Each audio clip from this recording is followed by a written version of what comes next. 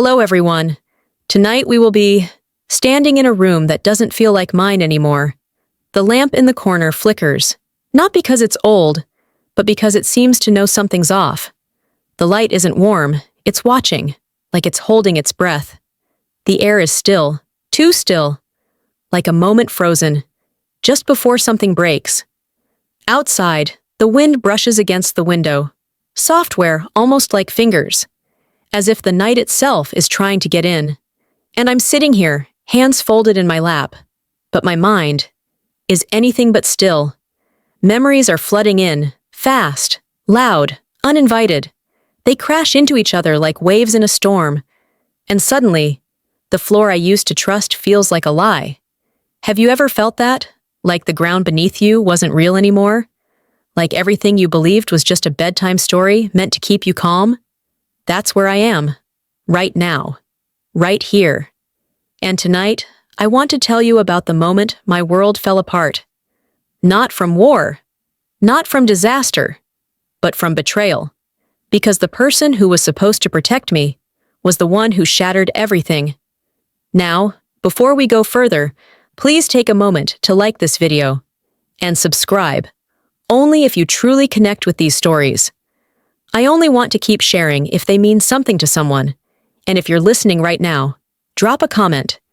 Tell me where you are. Tell me when you found this. It helps me feel less alone, knowing you're out there. Now turn off the lights. Maybe turn on a small fan for that soft hum in the background. And let's begin tonight. I met Daniel when I was 8 years old. It was after the funeral, my dad's funeral. The house was full of casseroles and quiet people trying to be loud. They offered hugs, words that didn't land, and too many glances that said, "Poor girl." Daniel was different.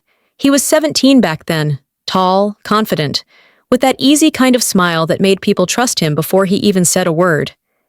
He was the son of my dad's closest friend, someone I'd only seen in holiday photos and half-remembered stories. But that day, he sat next to me on the edge of the porch while everyone else was inside, pretending to talk about the weather. And he said, "If you need a brother, I can be that." I didn't answer. I just nodded. Because at 8 years old, I didn't know how to say, "I'm scared of being invisible." From that moment on, he was always there. Every school play, every scraped knee, every night I didn't want to sleep alone because the house felt too quiet without my father's voice in it. He'd take me for ice cream, walk me home from school when my mom was working late, show up with snacks and bad jokes on the anniversaries I tried to forget. Daniel was the kind of person everyone loved, the kind of person you'd trust with your life. And I did. I trusted him so much that I stopped noticing when the lines began to blur. He was the one who told me not all pain comes from strangers, that sometimes it's the ones who know you best, who hold the sharpest pieces.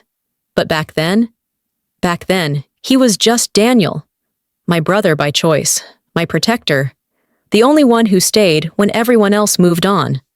I didn't know he was also the one who would teach me what betrayal really feels like. He became the safest part of my world. When I was 12 and started getting panic attacks before school, Daniel was the one who taught me how to breathe through them. He'd count with me, hold my hand, tell me everything would be okay. And I believed him. He was there when I didn't make the basketball team, when I got my heart broken for the first time, when my mom forgot my birthday because she was pulling a double shift. It was Daniel who lit candles in the backyard and sang a terrible version of "Happy Birthday" just to make me smile. He was the one I called when I got my first period in the middle of math class. And he came. He brought clothes and snacks and didn't make a big deal about it. Just said, "You're growing up." That's all. I thought that's what love was. Not romantic love, but something deeper, something permanent. He was my home base. Every decision I made, every step I took, I checked it against him. Would Daniel be proud of me? Would he think I was strong? Would he still be there, even if I messed up? He knew things about me that no one else did, like how I slept with a nightlight until I was 15, how I hated loud chewing, how I always held my breath when people raised their voices. He never judged, never laughed, only listened, only stayed. By the time I was 16, I didn't realize that my trust in him wasn't just deep, it was blind. He became the voice in my head, the standard for good, the person I held above all others. And because of that, I never saw the moment when that love began to turn into something else, something darker, something that looked like care, but felt just a little too close. But I ignored it, because how could Daniel, my Daniel, ever be anything but safe? It started small. At first, it was just a moment, barely a flicker, the kind of thing you could blink past, laugh off, forget. It was my 17th birthday, a backyard barbecue, just family and a few friends, sunlight slanting through the trees, music playing low, mosquitoes dancing in the air like dust. I was wearing a blue dress, one I had picked out with Daniel. He said it brought out my eyes. I remember blushing, but I laughed, because that was Daniel. He noticed everything. We were all sitting by the fire pit, passing around melted marshmallows and half-burnt hot dogs, and someone asked me to make a wish. I closed my eyes, and when I opened them again, Daniel was watching me. Too long, too intently, not like a brother, not like a friend, just different. His eyes didn't move the way they usually did. They didn't carry warmth, they lingered. When I looked away, I felt something cold crawl up my spine. But I told myself, it's nothing. You're imagining it. You're tired. It's just Daniel. That night, as I went inside to grab more soda, he followed me into the kitchen. I didn't notice at first. I was humming. Happy. Still thinking about the cake and the friends outside. Then I turned around, and he was there. Closer than he needed to be. He reached out, tucked a strand of hair behind my ear, said, "You're really growing up." His voice was low, different, too soft, too slow. I laughed, awkward, like a reflex, and then I left the room. Fast. Because suddenly, I felt like the air was too thick, like I had stepped into a memory I didn't want to have. But still, I didn't say anything, because it was Daniel, because he was good, because he was mine, because the truth would be too heavy to even name. And so, I buried it, not realizing that a crack had formed in the foundation of everything I thought I could stand on. The late-night talks used to feel safe. They were our thing. When the world went quiet, Daniel would call, or stop by, or just text, "You up?" We'd sit on the porch, or the hood of his car, watching the sky bleed from navy to black. He'd bring fast food or hot chocolate, depending on the season, and we'd talk. About anything, everything. But then, they started to feel different. He began talking about things he never used to. Heavy things, personal things, too personal. He'd talk about his loneliness, how people misunderstood him, how hard it was to be the strong one all the time. At first, I listened. Of course I did. He'd always been there for me. This was just his way of opening up. But then the conversations shifted. He started asking about my love life, about whether boys ever noticed me, about what kind of person I'd want to be with. I'd laugh it off, try to change the subject, but he'd press, gently, persistently, like it was all innocent curiosity. He once said, "If any guy ever hurt you, I'd ruin him." At the time, I smiled, told myself it was sweet, that it meant he cared, that I was lucky to have someone who looked out for me. But underneath, something shifted. He started complimenting me in ways that didn't feel like a brother. "You're not a little girl anymore. You're starting to look like a woman. You don't even realize how beautiful you are." It wasn't the words. It was the way he said them, like he was tasting them, like they belonged to him. Still, I didn't push back. I didn't say stop, because I didn't want to ruin the only bond that had kept me together for years. So I let it slide. Again and again. Each time telling myself, it's just Daniel. He would never cross the line. But the truth is, he already had. Not with his hands, not yet. But with his words, with his presence, with his control. And I didn't even realize how deeply I was tangled in something I couldn't name. Until it was too late to untangle myself. Looking back, the warning signs weren't subtle. They were loud. They were there. But I had learned to whisper over them. My best friend, Lila, started asking questions. Softly at first, gently. Why does Daniel text you so much? Doesn't it feel like he's a little too close sometimes? I laughed, every time. Told her she was reading into things, that she didn't get it, that he was like a brother to me. But then came the time he showed up at my school.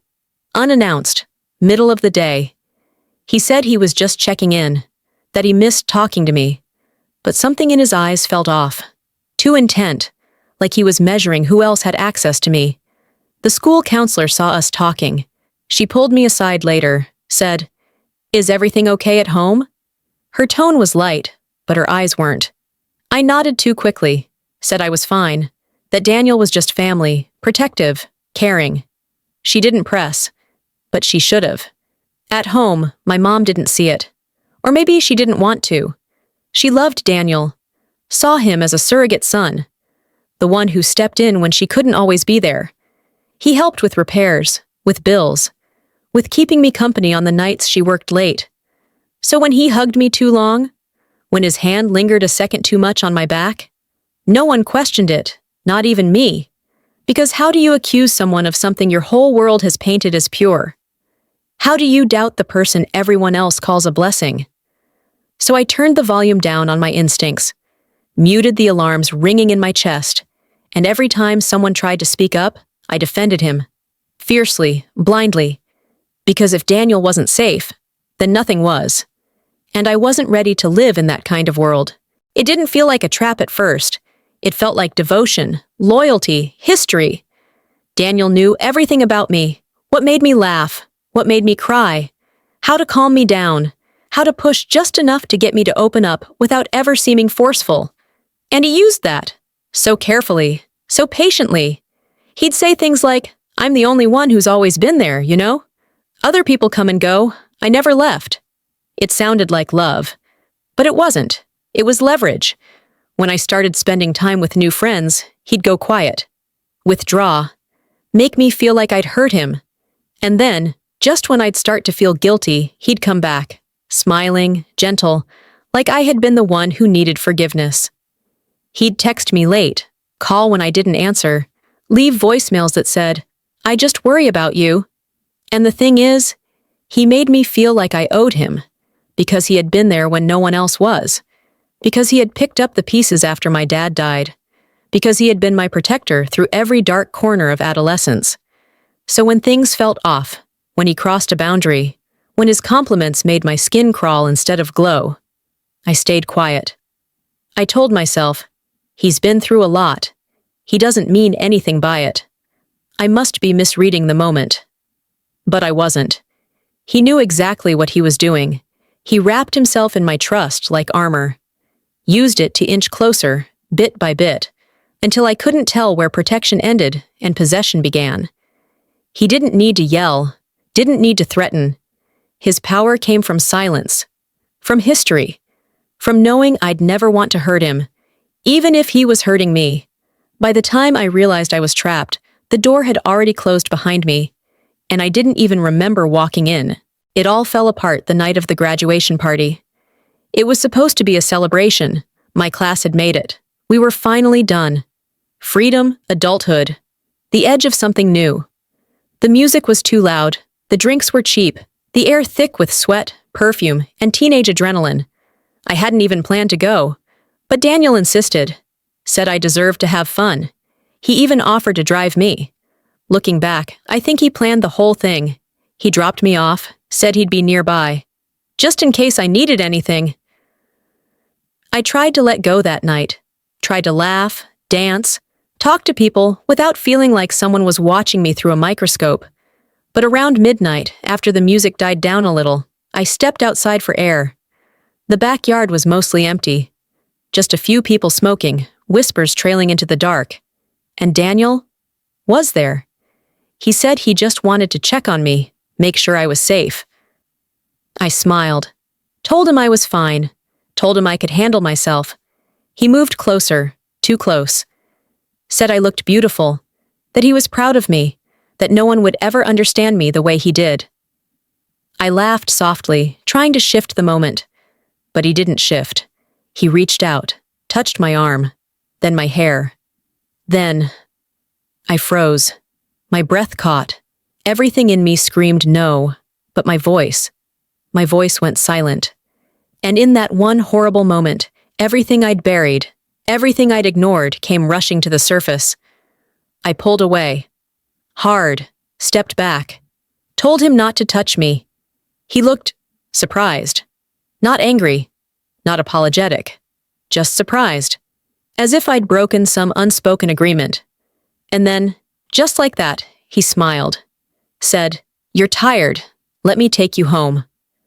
I don't remember the ride, just the silence, the weight, the cold feeling in my chest like a window had shattered and the night had come flooding in. I sat in my room after, staring at my hands like they belonged to someone else. And for the first time, I admitted the truth out loud to myself. Daniel wasn't my protector. He was the reason I needed protection. The days after the party felt like a fog. I went through the motions, showering, eating, pretending. But inside, something had ruptured. Something I couldn't fix. I kept hearing his voice, his calm tone, that smile. The way he made it all seem so normal, so harmless.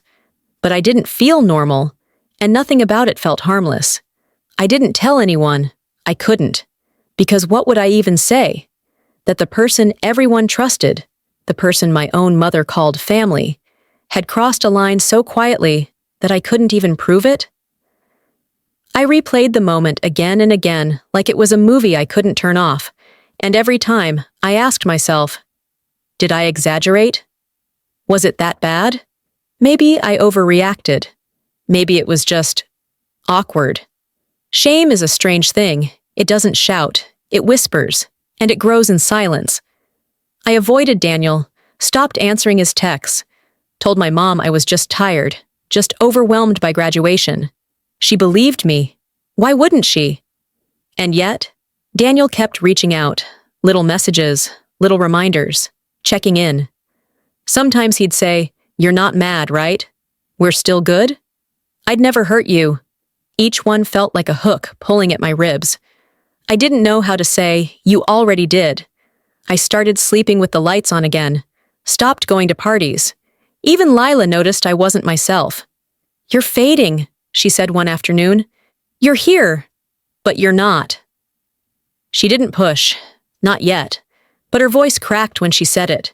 And for a moment, I almost told her. But I didn't, because saying it out loud would make it real.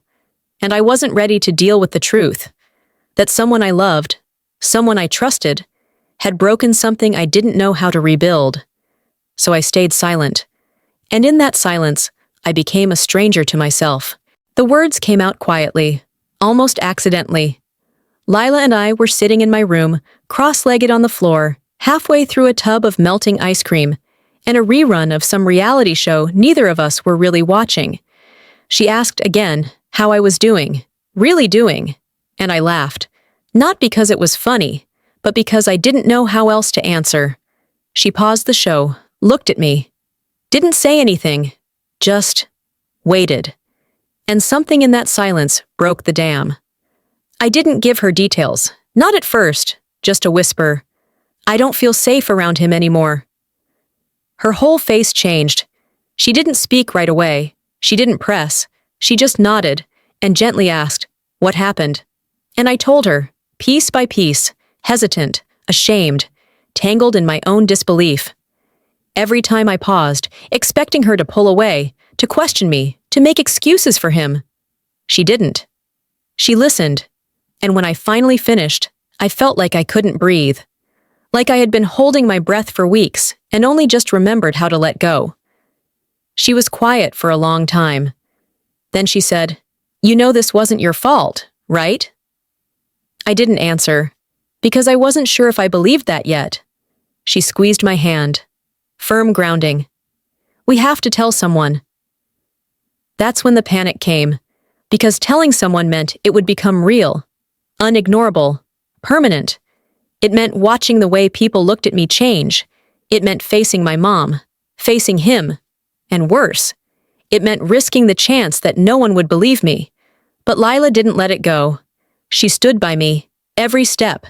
She walked me through the next day, sat with me as I spoke to the school counselor, helped me write down every memory, every moment, every touch I wished I could erase. That night, for the first time in weeks, I slept. Not peacefully, but with the door locked, and the sense that maybe, just maybe, I wasn't alone in this anymore. They didn't believe me, not really. Some said they did, with tight smiles and eyes that slid away too fast, but most didn't even try to hide it. Are you sure you didn't misunderstand? Daniel, that doesn't sound like him. He's like a big brother to you. Why would he do that? Even my own mother. Her face when I told her, I'll never forget it. It wasn't shock. It wasn't concern. It was confusion, defensiveness, like I had just accused the family dog of biting me for no reason. She said, "Sweetheart, he's been there since your father passed. He's done everything for you, as if love was a shield against harm, as if history was proof of innocence." I could feel her slipping away in real time, could feel her trust in me shrinking with every breath I took. And Daniel? He played his role perfectly. He showed up to the meeting with calm eyes, soft words, and a deep, practiced hurt in his voice. He said, "I'm devastated she feels this way. If I ever made her uncomfortable, I swear it wasn't my intention." And they believed him. They believed him because he was polite, because he cried, because he knew how to talk like a hero in a sad movie. They believed him because the truth was too inconvenient, because it was easier to doubt a teenage girl than to question the man they all trusted. Afterward, people stopped looking me in the eye. I wasn't invited to family dinners. Mutual friends went quiet. Some even blocked me, said I was causing drama, said I ruined his life. But they never asked how mine was doing. No one asked how it felt to be erased while still standing in the room. I wasn't a survivor, not to them. I was a disruption, a problem. An uncomfortable silence they all tried to talk around. And Daniel? He smiled at me in passing, like nothing ever happened. And maybe for him, nothing did.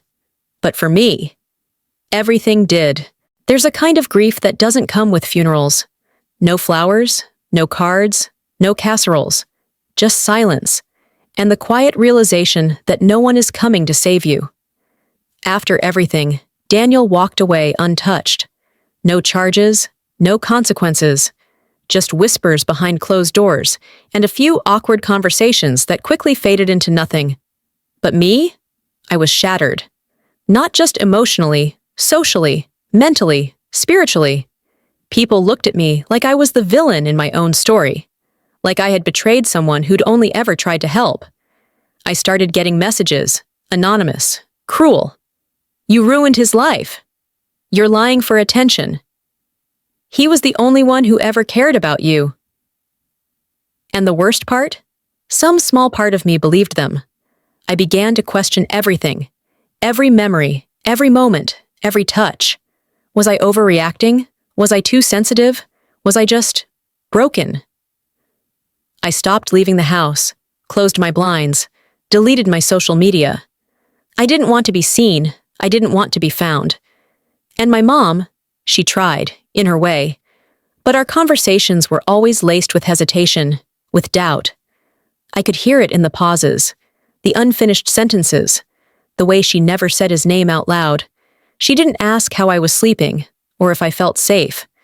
She asked if I still felt that way, like maybe my memory had changed, like maybe I'd come to my senses, and I wanted to scream, but I was too tired.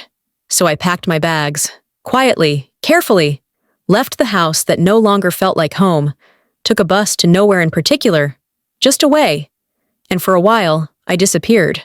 No texts, no calls, no explanations, because sometimes survival means choosing yourself even when no one else will. Because sometimes the only way to heal is to leave the ruins behind, even if your name is still carved into the wreckage. I arrived in a small town with nothing but a backpack and a name I borrowed from someone in a book. The kind of town where no one knew me, where no one asked questions, where I could blend in and finally exhale. I found a room to rent above an old bakery. The ceiling creaked. The window stuck. But it was mine. For the first time in months, I slept through the night without checking the lock twice. The woman who owned the bakery, Marta, was kind. She spoke with a warm voice and soft hands, and never once asked why my eyes were always tired. She called me dear and gave me leftover bread at the end of the day.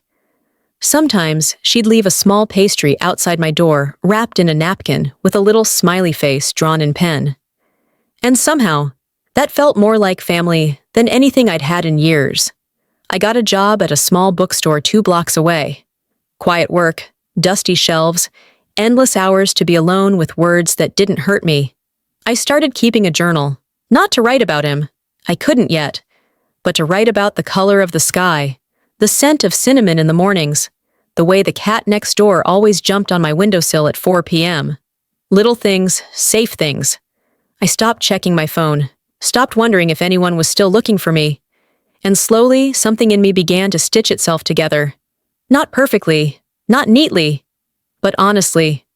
There were nights I'd cry into my pillow, gripping it like an anchor, and mornings when I'd stare at the ceiling, wondering if I'd ever feel whole again. But there were also days I laughed at something silly, moments I sang under my breath without realizing it, small mercies. And that's how I began to rebuild a life. Not from strength, not from bravery, but from necessity, from the raw, aching need to exist outside of someone else's shadow. I didn't tell anyone my real story. I didn't have to, because in this town, I was just a girl with tired eyes and a gentle smile. And that was enough. There was a letter I wrote, not to send, not even to keep, just to write. I wrote it late one night when the bakery downstairs was closed and the moonlight spilled across my floor like a quiet apology. I started with his name, just his name, and even that felt like fire on the page. I didn't hold back. I told him everything, what he took, what he broke, how his kindness was just a weapon wrapped in silk. I wrote about the silence he built around me, how it felt like drowning in a room full of air. I told him that I used to think love meant sacrifice, that care meant control, that protection could come with a price, but not anymore. I told him I survived, not because of him, but in spite of him. I survived the lies, the betrayal, the abandonment. I survived when no one believed me, when no one stayed. And I wrote what I wish I'd said the night he crossed that line, that I saw him, clearly, finally, not as a protector, not as family, but as the thief he was. A thief of trust, of innocence, of peace. By the time I finished, my hands were shaking. The page was warped with tears I didn't remember crying. I folded the letter, placed it in an old shoebox with no address, and in the morning, I took it to the river at the edge of town. Watched the paper drift until it was no longer mine. It didn't erase the past. It didn't undo the damage. But it gave me something I hadn't felt in a long time. Release. Not forgiveness, not closure, but space. A pause. A breath. A moment between the hurt and the healing. And sometimes, that's all you need. Not justice. Not revenge. Just enough space to begin again. Time passed. The kind of time that doesn't rush, doesn't heal everything, but softens the edges just enough so you can breathe again. Now I live quietly. I have a small plant on my windowsill. It leans toward the sun each morning, and I water it with hands that used to tremble, but now just move gently. People in town know me as kind, quiet, a good listener. They don't know what I've been through. And I don't need them to, because I carry that story inside me, not like a wound anymore, but like a scar I'm not ashamed of. I still think about Daniel, not often, but sometimes when the world feels still and I remember who I used to be, who I trusted, who I almost became. And in those moments, I remind myself, he didn't win. He didn't get the last word. He didn't get to write my ending. I did. It wasn't justice, not the kind people cheer for. There were no headlines, no courtroom victories, no public reckoning. But there was survival. And there was choice. I chose to keep going when no one else stood beside me. I chose to start over with nothing but a name I gave myself and a future that didn't ask permission. The lesson: sometimes the people who promise to protect you are the very ones you need protection from. Sometimes love isn't loud or dramatic. It's quiet and patient and begins with choosing yourself. And sometimes the most powerful thing you can do is walk away and never look back. To anyone out there still trapped in someone else's version of safety, I see you. You are not alone. You are not overreacting. And you are not too broken to begin again. Thank you for being here with me tonight. For listening. For letting this story unfold slowly in your hands, in your mind. If it meant something to you, share it. Leave a comment. Tell me where you were when you heard it. And if you'd like to walk with me again, subscribe. I'll be here, telling stories for the ones who were never heard. Now, close your eyes. Let the lights blur. Let the silence settle around you like a blanket. And know that somewhere, someone else made it through the dark too. You did. Good night.